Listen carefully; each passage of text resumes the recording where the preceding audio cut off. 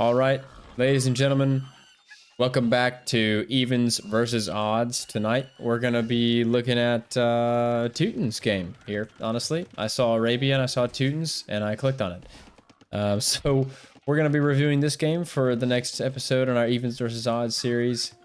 Yellow Mongol player took it last game. I think his name was L, and there was like a dozen L's. But yeah, so this is Arabia. We're actually live, about minute and a half behind him. So we're gonna watch the whole thing. This is a little bit higher level than we saw last game. This is around the 1800 elo level. So excited to kind of see some higher level play. Maybe just less mistakes across the board, you know. And honestly, I'm gonna try to learn from these guys as we play. As we watch. Because I'd like to, you know, watching higher level players. Definitely, these guys know what they're doing. You know? It isn't easy to get to 1800. So, gears pushed, boars pulled, and looks like they milled pretty early. 5 minutes in. I mean, 16 vills. That's not. Look at this. Not really that crazy. But milling with 3 villagers for blue and then 4 for red. Milling the rabbits, or the hares, sorry. So, Teuton's isn't something you see very often on Arabia, as Loom comes in, and then red is milling again, milling the berries. I suppose blue will do as well. The interesting thing about that is the Teutons, I wonder, you know, they might have some flexibility on not taking berries actually at all, because they don't need a lot of wood for their farms at all. Their farms are discounted by 40%, so it's like 36 wood per farm. It's incredibly cheap farms, and lets you get your farming economy up really early if you're the Teutons. So you know, that could be interesting. Actually, he's up really early. Just hold on, just for my sake.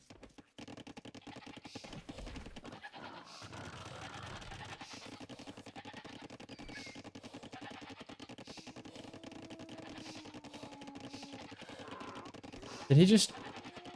Okay, 18 vills. 18 vil uptime. Go back to live. Sorry about that. That was just, that was interesting. I was like, how in the world did he click? How in the world did he click up there?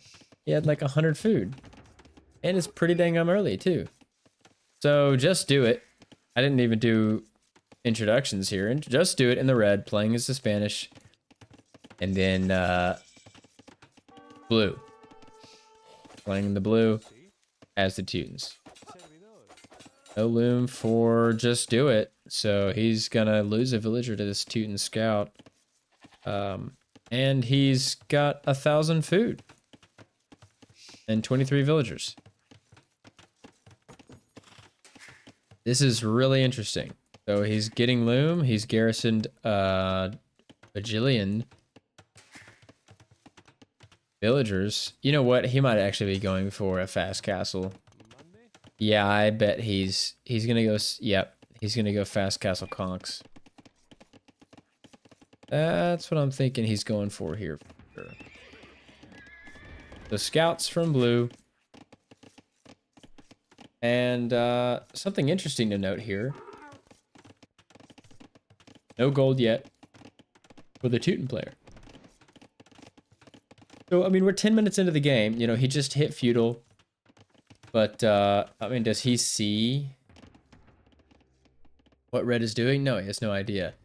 He doesn't even know where... He didn't even know where red's gold is. So, red has a great gold, great wood line and gold for this fast castle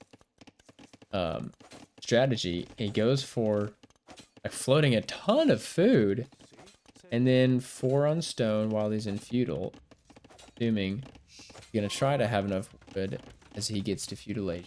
Drop his buildings to be able to properly click up, and then drop a castle in his base and make conquistadors. He doesn't have nearly what's needed to do that. And now, 6 villagers coming forward from the Teuton player to tower. Now, Teutonic tower rushes are pretty strong, and it's because of a few things. One of them being, in feudal age at least, just by default, towers get +5 garrison capacity. So you can garrison 10 vills in a tower. The towers can just be a lot stronger just to start. But then if you're able to get to castle age and you're still doing a castle rush of sorts, sorry, a tower rush of sorts, as the blacksmith goes up, wait, the blacksmith is going up right here. I mean, I guess that's the right move. He's trying to block off with the villagers. Do Spanish, hold on.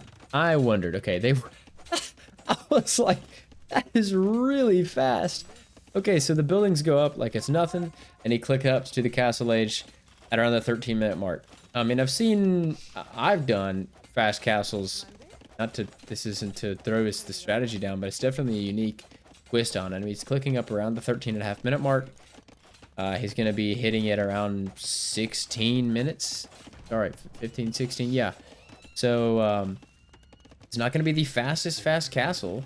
And with the amount of villagers you can put in this tower with the Teutons, he's going to be under a lot of pressure to defend against it. Honestly, if I were blue, I mean, I would try to... He's in with the scouts, right? You want to just take advantage of this. There you go. If I were blue, I would focus this down, or just pull my scouts out and hit one of these, break in, because he has no idea that red's on stone back here, and red's going to easily get enough stone for a castle by the time he hits castle age. So he's going to put a castle down. Blue is going to have the villager lead, but red's really not going to be in that bad of a position. He hasn't lost a lot. He hasn't really lost any units from this tower rush, and hasn't lost a ton of efficiency. I guess we can find out. Literally the same efficiency. What am I looking at? I'm trying to look for idle eco. There it is. Yeah, literally more idle eco for blue somehow. As he puts a market down, and he's going to look to click up to the castle age pretty soon. So now, a castle going down. He's going to be able to make conquistadors. Only thing for just do it. Yep, I was about to say, only thing for him is he's going to want to put those farms down pretty soon because he has no more food. Just 10 more food on this sheep there and the goat. So he's got stone, and he's under like no pressure. I mean, he walled up, crazy walls, but walls nonetheless. And since blue went for scouts, that's not exactly it's not a super strong unit to break through walls. I mean, you can't. Men-at-arms are better at doing that, especially because they can get arson. So he went for the play that would allow him to get some raids in and maybe get some early pressure, but red getting the walls up super early, and I think clicking up late enough that it really threw blue off. Blue's gonna go ahead and wall back here, and installing some military protection. So it looks like he's gonna try to just wait until he hits 800 food and click up to the castle age. So blue now in the awkward position. Red, as I mean, a really efficient economy this game actually. Both at 30 seconds of idle TC, and both around the same resources collected. I mean, blue a little bit ahead, as you would expect for a player with more villagers. But now there's conquistadors, and blue's still not clicked up to the castle age. And now a second TC going down for red, kind of adapting beautifully to the defensive castle. Is going to allow him to get conquistadors out with ease. He's going to guard his farming Gonna guard some of this wood line, even though there's really any wood line he can take anymore. And then he can, and all this is protected, completely protected.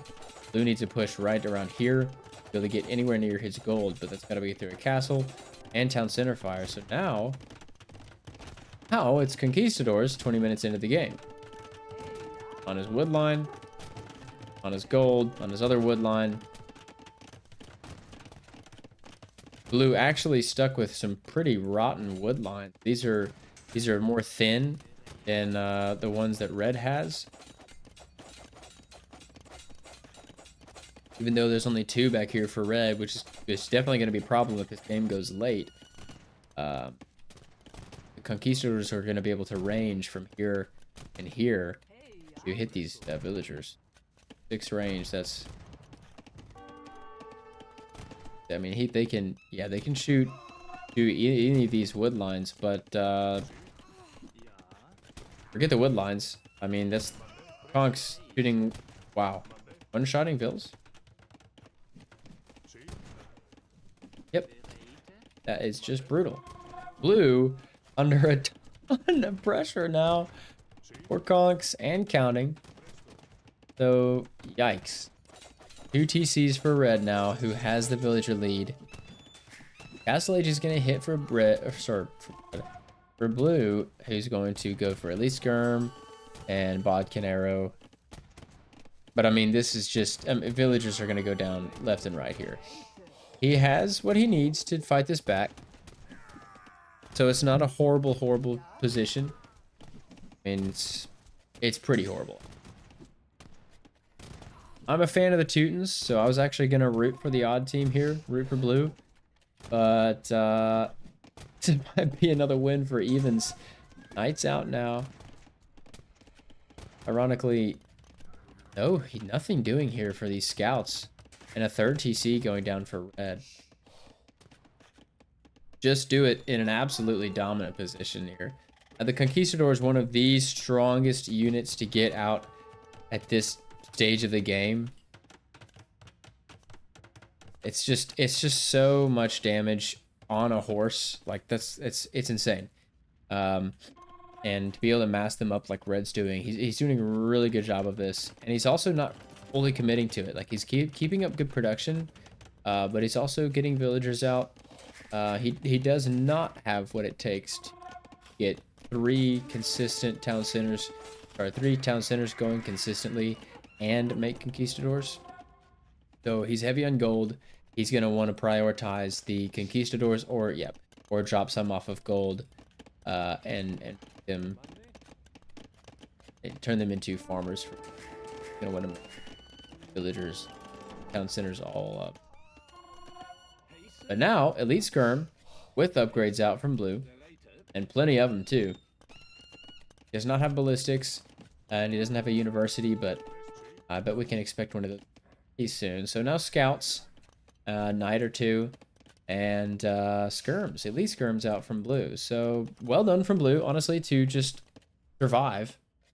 This is super all in from red, but well, I say that. I was gonna say this would be super all in from red, if not for the fact that, I mean, he has 3 TCs, right? If blue gets ballistics here, this could get really tricky for red.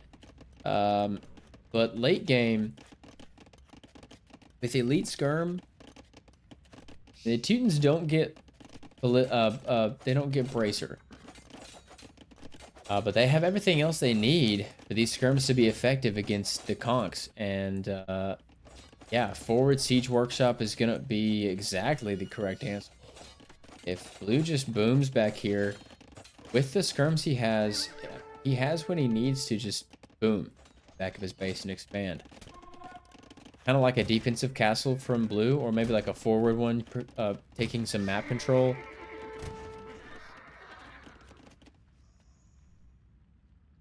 Siege workshop. That's a sketchy move, but the army's all over here, so red is gonna have no idea that that's going down.